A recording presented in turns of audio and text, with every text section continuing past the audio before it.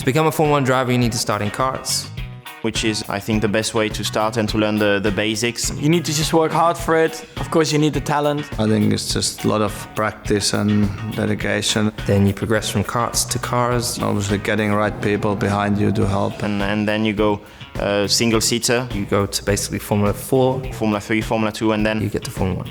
But sometimes also a bit of luck is needed because there are a lot of good drivers in the world. Never give up and keep pushing and you'll make it. There's a good wave of drivers that make it through, and there's generally one that rises to the top. That's a good question. How fast do they go? F1 car goes about 350 km per hour. Some go faster than others, that's for sure. Up to around 370 kilometers per hour. In miles an hour, that's probably 230 or something. Definitely quicker than your average road car. An F1 driver wears his fireproof socks, a suit, pants and top, racing boots, earplugs, balaclava. I think I've got everything.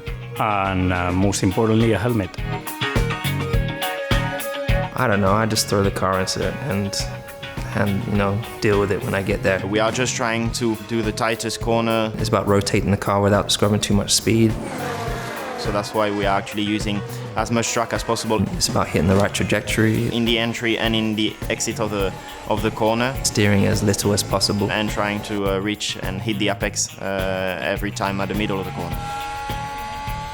There's literally thousands of things that go on through the experience.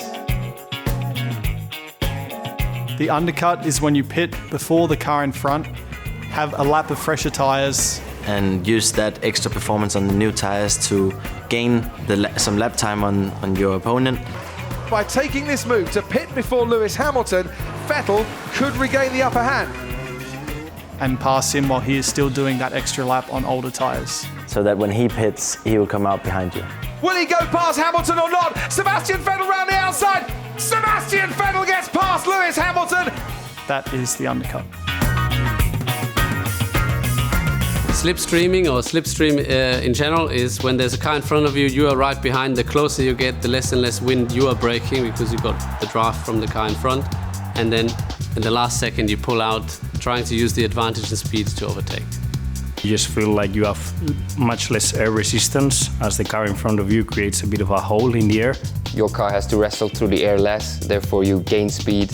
And you're actually faster than a car in front. Sometimes 10, 15 or even 20 kph faster.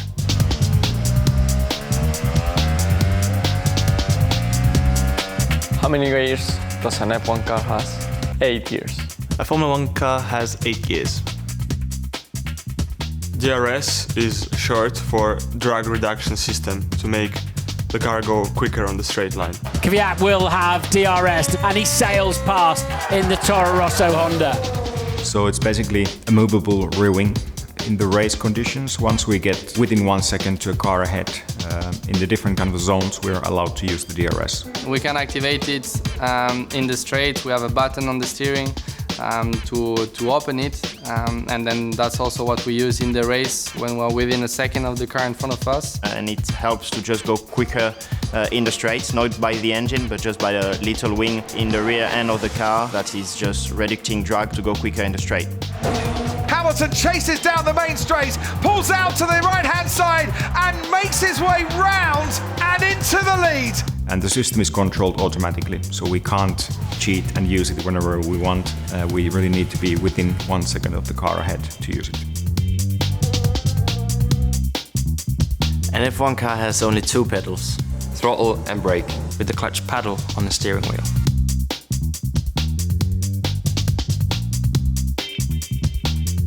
Dirty air is the air that is behind a car you're following. And all the vortices bounce off the car in front. You're losing the downforce because the air is disturbed. There are these things, there's this air spiraling around. Which means you're losing performance as well. And the car shakes. That's what dirty air is. And clean air is when nobody's in front and you're in clean air. That's it.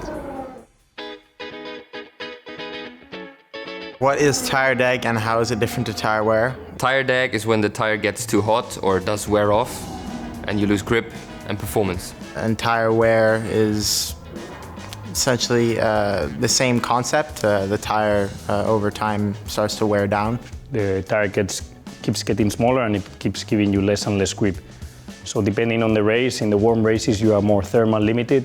The other races where you put a lot of stress in the tire, you just wear the tire, and that's called tire degradation. The yellow was just came inside to F1 back to last year. The head protection, the black bar that you see on top of our heads. This is very big improvement from safety reasons, and FIA did a very good job on this.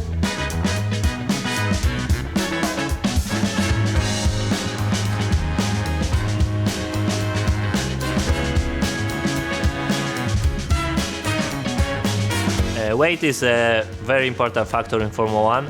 Of course, there is a minimum weight, which is combined with driver's weight plus the car.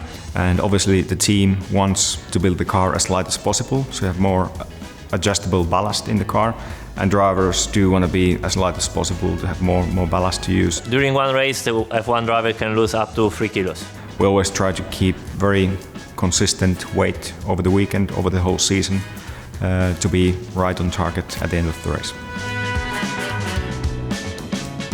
Flashing red light at the back of the car at the end of the straight is what we call harvesting, and it's when we're recharging the battery with the thermal engine.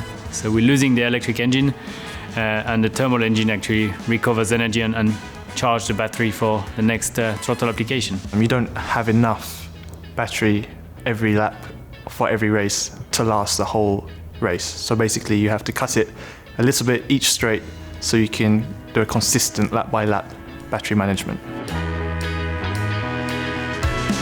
Downforce is the air flowing over the car, front wing or rear wing. Pushing the car towards the circuit to have the maximum grip. Especially in higher speed corners. The more downforce you have, the quicker you are in the corners. The best way to explain what oversteer is, and maybe also understeer, is to quote Walter Röhrl: oversteer is when you hear the tree, and understeer is when you see the tree. The difference between over and understeer is basically when you have understeer, the front is sliding. For me personally, understeer is the worst thing you can have as a driver, because the car just won't quite go in the direction you want. And when you have oversteer, the rear is sliding. If I need to go to the toilet in the middle of the race, I man up and hold it in. Can't do it. Well, luckily I have not been in that situation, but there is no other option than just letting it go. Some people do say that they go, but I don't know how, because when you're under so much force, I struggle to relax.